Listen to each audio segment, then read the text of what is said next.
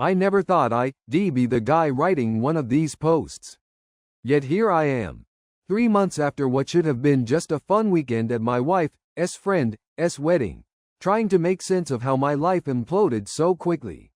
My wife Sarah and I had been married for 4 years. We met in college, dated for 3 years, and everything seemed perfect. She was ambitious, beautiful, and we shared so many interests. I thought we had something special. When her college roommate Melissa announced she was getting married at this fancy vineyard resort, Sarah was thrilled. She'd been asked to be a bridesmaid, and she spent weeks agonizing over her dress, her speech, and what gift to buy. I was happy for her, and looking forward to the weekend away. We both needed a break from work. The wedding venue was incredible. A sprawling estate with rolling hills covered in grapevines, a restored Victorian mansion for the reception, and luxury cabins scattered throughout the property for guests. We arrived Friday afternoon for the rehearsal dinner, and everything started off great. Sarah looked stunning in her blue cocktail dress, and I felt proud walking in with her on my arm. Several of her friends commented on what a cute couple we made. During the rehearsal dinner, I noticed Sarah getting increasingly anxious. She kept checking her phone and seemed distracted. When I asked her what was wrong, she snapped at me that everything was fine. I chalked it up to pre-wedding stress.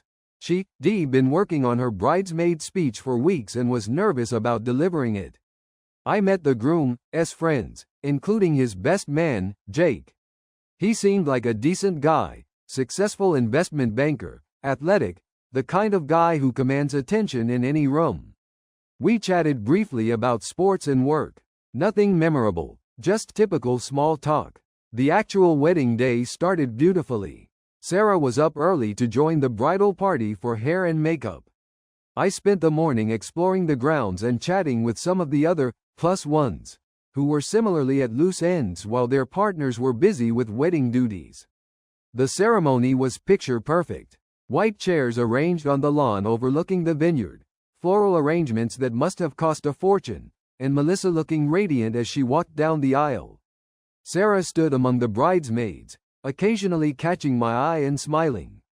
At the reception, Sarah was seated at the head table with the wedding party while I was at a table with some cousins and family friends.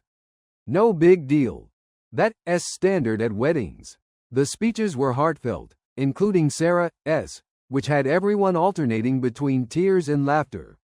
As the night progressed, the open bar was doing brisk business. Sarah was definitely enjoying herself, which was fine. She deserved to let loose a bit. I danced with her a couple of times early in the evening, but as the night wore on, she was spending more time with the bridal party, taking shots and reminiscing about college days. Around midnight, I was exhausted. I found Sarah on the dance floor to let her know I was heading back to our cabin. She was visibly drunk, barely able to stand straight, and waved me off saying, "Go ahead, I am having fun." "Dawn, wait up." I hesitated, asking if she wanted me to wait for her, but she just rolled her eyes and said, "I am a big girl, I can find my way back." "Go to bed, you being a buzzkill." So I left, and that's the decision I'll regret for the rest of my life. I woke up the next morning with a mild hangover and an empty bed beside me. I checked my phone. 8:47 a.m. No messages from Sarah. At first, I wasn't too concerned. She was probably passed out in one of her friends' rooms. It wouldn't be the first time she crashed elsewhere after a night of heavy drinking. I took a shower and headed to the farewell brunch scheduled for 10 a.m. in the main building. I figured I'd find Sarah there, probably nursing a hangover with some coffee and greasy food. The brunch was already bustling when I arrived. Melissa and her new husband were making the rounds, thanking everyone for coming.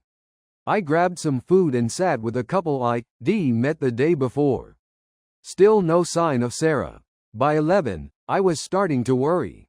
I texted her, "Hey, where are you?" "At the brunch now." No response. I approached Melissa, apologizing for interrupting her conversations. "Sorry, but have you seen Sarah this morning?" Melissa's expression changed instantly. A flash of something, awkwardness? Concern? Crossed her face. No, not since last night. Maybe ask Jen? They were doing shots together. I found Jen by the mimosa station, looking about as rough as I felt. When I asked about Sarah, she suddenly became very interested in stirring her drink. I saw her around 2 a.m. She was pretty wasted. I think she was heading outside for some air. She wouldn't meet my eyes. That's when I noticed the whispers. A couple of bridesmaids huddled together, glancing my way. The groom's cousin and his wife suddenly stopped talking when I walked by. Something was definitely off. I was heading back to our cabin to check if Sarah had returned when I ran into Jake, the best man. He was wearing sunglasses despite being indoors, and carrying a coffee mug like it was a lifeline. "Hey man," I said casually. "Have you seen Sarah around?" His reaction told me everything I needed to know before he even spoke. He froze, then took off his sunglasses and rubbed his eyes. "Listen, dude, I think you should talk to your wife." My stomach dropped. "What does that mean? Where is she?" He glanced around nervously. "She's in cabin 14. My cabin. But listen, we were both really drunk and..." I didn't wait to hear the rest. I was already walking. No, running, toward cabin 14. My mind was racing with possibilities, each worse than the last. Maybe it wasn't what I thought.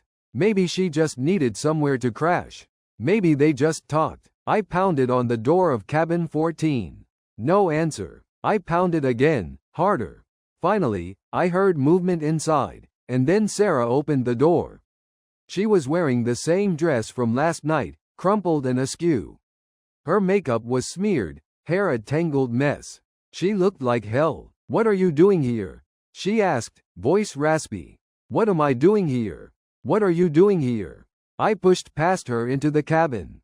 The evidence was everywhere. Empty wine bottles, clothes scattered on the floor, 2 glasses on the nightstand, the rumpled bed clearly slept in by 2 people. I turned to face her, my whole body shaking. "Did you sleep with him?" She crossed her arms defensively. "I was drunk. It just happened." "It just happened?" "Nothing just happens, Sarah. You made choices. Multiple choices that led you here. Don't you dare lecture me," she snapped, suddenly going on the offensive. "Where were you last night, huh? You abandoned me at the reception." I couldn't believe what I was hearing. "Abandoned you? You told me to go. You said, and I quote, 'Don't wait up.' You should have known I was too drunk. You should have taken care of me instead of just thinking about yourself. So this is my fault? That you got trashed and slept with Jake? If you had been a better husband and stayed with me, this wouldn't have happened." She shouted, tears streaming down her face, leaving black mascara trails. I stood there, stunned into silence. Was she seriously blaming me for her cheating? "I am going back to our cabin," I finally said. "Pack your things. We're checking out early." The 4-hour drive home was the longest and most agonizing of my life. Sarah alternated between stony silence, crying fits, and bursts of anger where she listed all the ways I had failed her, not just at the wedding but throughout our marriage. According to her, I was emotionally unavailable. I worked too much. I didn't compliment her enough. I didn't understand her. And somehow, all of that justified what she had done. By the time we reached our apartment, I was numb. I took my pillow and a blanket to the couch without a word. I couldn't even look at her, let alone sleep beside her. That night, lying awake staring at the ceiling of our living room, I realized our marriage would never be the same again. But I had no idea how much worse things were about to get. The week after the wedding was surreal. We existed in the same space but might as well have been living on different planets. Sarah went to work, came home, ate dinner, scrolled through her phone, and went to bed, all while barely acknowledging my presence. When I tried to talk about what happened, she would either shut down completely or turn the conversation around to my failings. "We need to deal with this, Sarah. We can just pretend it didn't happen. What's there to deal with? I made a mistake because I was drunk.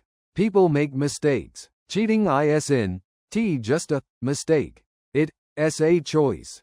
Multiple choices. Oh my God. Are you going to hold this over my head forever? I said I was sorry. That was the thing. She hadn't actually said she was sorry. Not once. She expressed regret about the situation, but never genuine remorse for hurting me. It was always framed as something that happened to her, not something she did. 10 days after the wedding, I came home from work early with a splitting headache to find Sarah on our couch, frantically texting someone. When she saw me, she quickly put her phone face down. "Who are you texting?" I asked, already knowing I wouldn't like the answer. "No one. Just Melissa. Wedding stuff." I don't know what came over me. Maybe it was the pain in my head. Maybe it was the accumulation of lies, but I lunged for her phone. She tried to grab it back, but I was quicker. I opened her messages and there it was. A conversation with Jake. My heart pounded as I scrolled through days of texts. They hadn't just hooked up once in a drunken mistake. They'd been texting constantly since the wedding. Flirting, sexting, making plans to meet. It's not what you think, Sarah said, her voice small. "Really? Because it looks exactly like you having an affair with the guy you cheated on me with." "We just talking. Nothing happened since the wedding. Nothing physical, you mean. But you clearly emotionally invested. You making plans to see him next weekend. I was going to tell you about that. It's just coffee to clear the air." I laughed bitterly. "Clear the air? You mean clear your conscience so you can sleep with him again with a clean slate? That's not fair. I am trying to process what happened. Process it with a therapist. Not with the guy you fucked behind my back." She flinched at my language, then her expression hardened. "Maybe I wouldn't need to talk to him if you were actually willing to have a real conversation instead of just throwing accusations. What is there to discuss? You cheated, you lied about it, and now you continuing to betray my trust. See, this is why I can't talk to you. Everything is black and white with you. You don't understand nuance or complexity." I couldn't believe what I was hearing. The vows we took weren't nuanced, Sarah. They were pretty damn clear about fidelity. Oh great, throw the vows in my face. Like you been husband of the year. You been distant for months. You barely notice me anymore.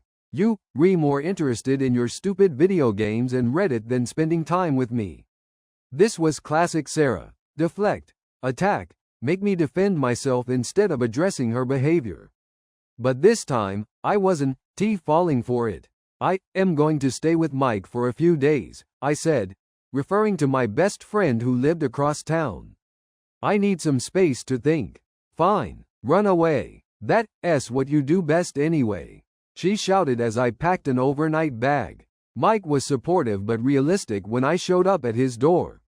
"Dude, I am sorry this happened, but you need to lawyer up."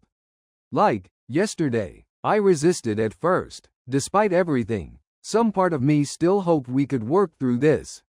Sarah and I had history, years of good memories. Was I really ready to throw it all away? The next day, I called her to check in. "I think we should try counseling," I said. "We need professional help to work through this." There was a long pause on the other end of the line. "I've been thinking too," she finally said. "And I am not sure our marriage is what I want anymore." Her words hit me like a physical blow. "Are you saying you want a divorce?" "I am saying I need space to figure out what I want. And right now, I am not sure it's you." I later learned from our mutual friend Tina that Sarah had been rewriting our marital history to anyone who would listen. According to her new narrative, our marriage had been troubled for years. I was controlling and emotionally unavailable. She had been trapped and unhappy for a long time. Jake was just a symptom of our broken relationship, not the cause. The most frustrating part was that some of our friends seemed to believe her. People who had been at our dinner parties, who had seen us happy together, were now looking at me with suspicion, wondering what I had done to drive my poor wife into another man's arms. 3 days into my stay at Mike's, I returned to our apartment to get more clothes. I found Sarah sitting at the kitchen table with a stack of papers. Divorce papers, already filled out. I thought you needed time to think, I said, shocked by how quickly she had moved. She couldn't even look me in the eye. I've done my thinking. This is for the best. The best for whom? For you and Jake? Her silence was all the confirmation I needed. So that's it. 4 years of marriage, and you throwing it away for a guy you've known for 2 weeks? This isn't about Jake, she insisted, though we both knew that was a lie. It's about me needing to find myself again. I've lost who I am in this marriage. As I stared at her across the kitchen table, at the woman I had promised to love forever who was now a stranger to me, I realized something important. Sometimes the hardest part of loving someone is knowing when to let them go. Even when they leaving for all the wrong reasons. Even when they blaming you for their own mistakes. I took the papers without a word. And as I walked out the door, I felt a strange mixture of grief and relief. The grief was obvious. I was losing my wife, my partner, my future as I had imagined it. But the relief? That took me by surprise. And it would be weeks before I understood where it came from. I spent the next few weeks in a fog. I moved my essential belongings to Mike's spare room and began the surreal process of entangling my life from Sarah's. We had joint bank accounts, a shared phone plan, a lease with both our names on it. 4 years of marriage creates 1,000 tiny threads that need to be cut one by one. The worst part was telling our families. My parents were devastated. They had treated Sarah like a daughter.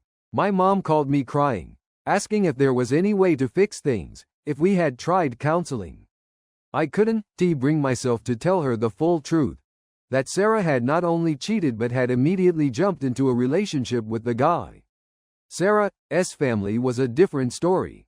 Her mother called me, not to offer sympathy or ask what happened, but to berate me. Sarah told us everything, she said, her voice cold. How you neglected her, how you left her alone at the wedding, how you've been emotionally unavailable for years. I was speechless. Sarah had always been her mother's daughter, quick to play the victim, never taking responsibility. Now I saw where she learned it. That's not what happened, I finally managed to say. She cheated on me, with the best man, because you drove her to it. A good husband would look at his own failings instead of blaming his wife. I hung up. There was no point arguing with someone who had already decided I was the villain of this story. The divorce proceedings moved quickly. Sarah wanted it done as soon as possible, and honestly, so did I. The longer we dragged it out, the more it would hurt.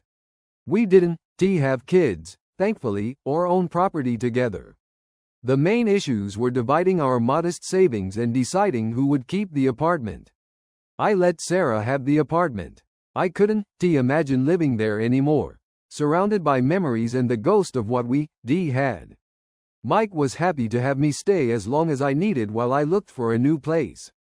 3 weeks after moving out, I ran into Melissa, the bride whose wedding had been the catalyst for this whole mess, at a coffee shop. I almost turned around and walked out, but she spotted me and waved me over. I heard about you and Sarah, she said quietly.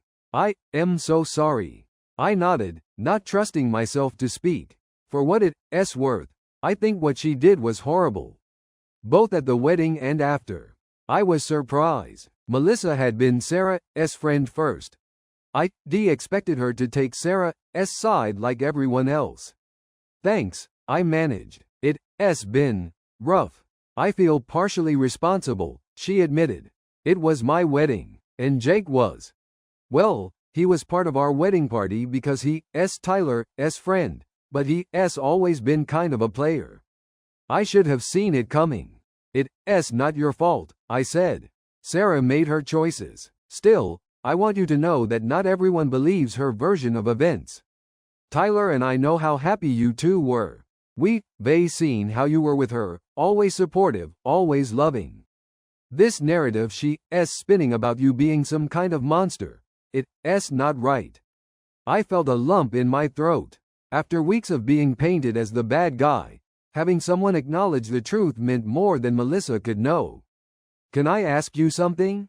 I said hesitantly. That night, at the reception, did you see anything between Sarah and Jake? Melissa sighed. I didn't see them leave together, if that's what you asking. But they were dancing a lot. And at one point, Tyler commented that they seemed pretty cozy at the bar. It shouldn't have hurt. I already knew Sarah had cheated, but somehow, picturing her flirting with Jake while I was still at the reception, before I left, twisted the knife deeper.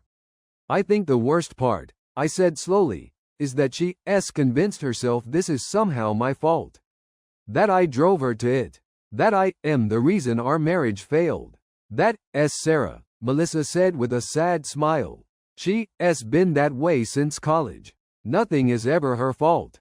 Someone else is always to blame. How did I not see it? I wondered aloud. Because you loved her. We all have blind spots when it comes to the people we love. I left that coffee shop feeling oddly lighter. Melissa's words had confirmed something I started to suspect. The relief I felt when taking those divorce papers wasn't just about the end of the immediate conflict. It was about being freed from a relationship that had been more one-sided than I realized. That night, I made the mistake of checking social media. Sarah had changed her relationship status to in a relationship with Jake. The post had dozens of congratulatory comments, as if this were some beautiful new love story rather than the product of betrayal. Some of our mutual friends, people who knew we were still technically married, had liked the post. I couldn't help myself. I clicked on Jake's profile.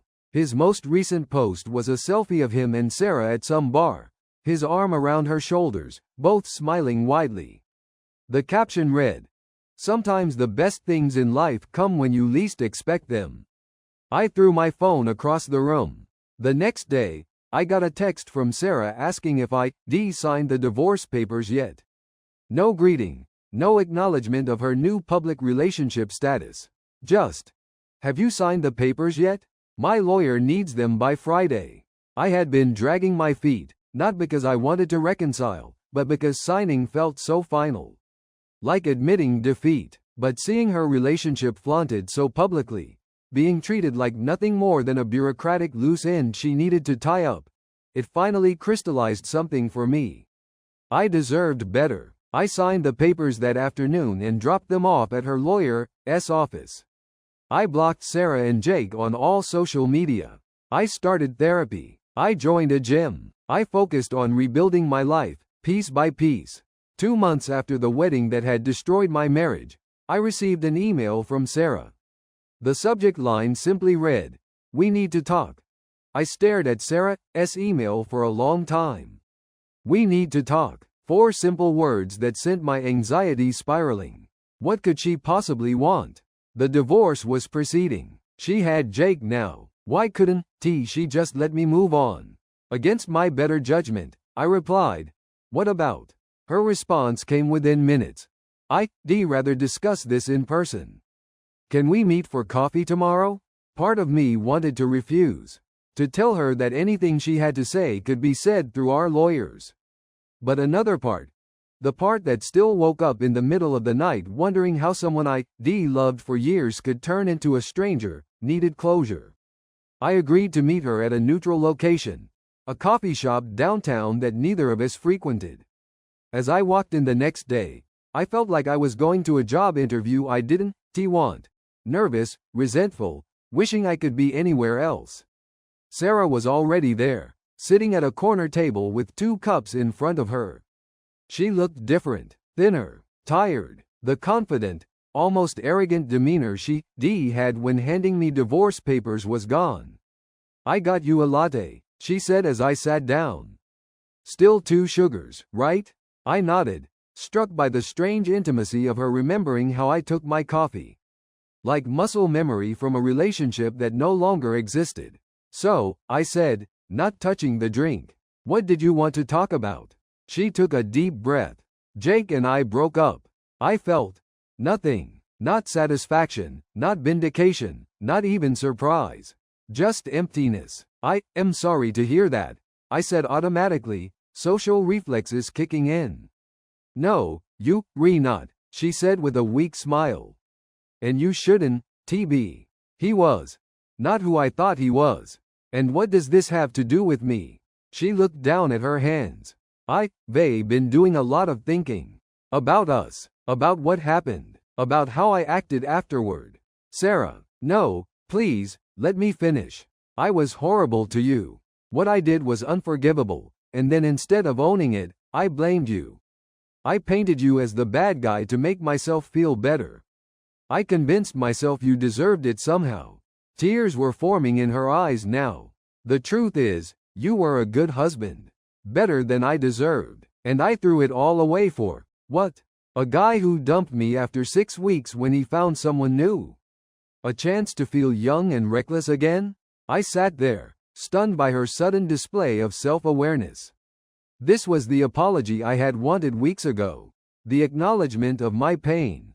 The acceptance of responsibility. But now, it felt too late. Why are you telling me this?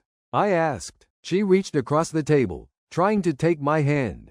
I pulled back. Because I miss you, she whispered.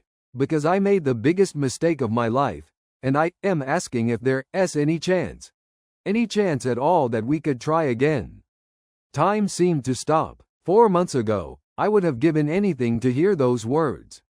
I had loved this woman deeply, had imagined growing old with her, having children with her, building a life together. But in those months, something fundamental had changed in me. I had been forced to reevaluate not just our marriage, but my own self-worth. The pain of her betrayal had cracked me open, and in that broken space, I found a strength I didn't know I had. No, I said finally. We can, Tears spilled down her cheeks. I know I hurt you, but people make mistakes. Marriages survive affairs all the time. It's not just the affair, Sarah. It's everything that came after. You didn't just cheat on me. You tried to destroy me. You turned our friends against me. You lied to our families. You made me question my own reality. I was scared and ashamed, she pleaded. I wasn't thinking clearly. And that's exactly the problem. When things got hard, your instinct wasn't to work through it together. It was to protect yourself at my expense. How could I ever trust you again? She was crying openly now. So that's it. 7 years together, just gone? You ended it, I reminded her gently. That day at the wedding. Every choice you made after that just confirmed it was the right decision. I never stopped loving you, she whispered. Love isn't enough, Sarah. Not without respect, honesty, and accountability. And you haven't shown me any of those things until it was convenient for you. Until Jake moved on and you were alone. We sat in silence for a long moment. Finally, she nodded, wiping her eyes. I understand. I really do. I needed to try. As I stood to leave, she looked up at me. Can you ever forgive me? I considered the question carefully. I am working on it. Not for your sake, but for mine. I don't want to carry this anger forever. For what it's worth, she said, I am truly sorry. For everything. I nodded. I believe you, and I hope you find whatever it is you looking for, Sarah. I really do. I walked out of that coffee shop feeling like I could finally breathe again. The divorce was finalized 2 weeks later. I moved into a new apartment, started dating again casually, focused on rebuilding my friendships and rediscovering who I was outside of my marriage. It's been a year since that wedding that changed everything. Sometimes I still dream about it, the vineyard, the dancing, the moment I decided to leave the reception early. In my dreams, I make a different choice. I stay. I keep an eye on Sarah. I prevent the catastrophe that was coming. But when I wake up, I don't feel regret anymore. Because the truth is, if it hadn't happened at that wedding, it would have happened somewhere else, sometime else. The cracks in our foundation were already there. I just couldn't see them. Yesterday, I ran into Melissa again. She told me Sarah is single, living in another city. Apparently, she's in therapy, working on herself. Good for her. I genuinely hope she finds happiness. As for me, I am dating someone new. It's early days, but there's potential there. She's different from Sarah, more grounded, more authentic. She takes responsibility for her actions. She communicates instead of accuses. Most importantly, I am different too. More vigilant about red flags. More willing to stand up for myself. More aware of my own worth. So if you read this far into my story, here's what I want you to take away from it. Sometimes the most painful endings lead to the most necessary beginnings. Sometimes losing what you thought you wanted opens the door to what you actually need. And sometimes, just sometimes, the worst day of your life turns out to be the first day of a better one.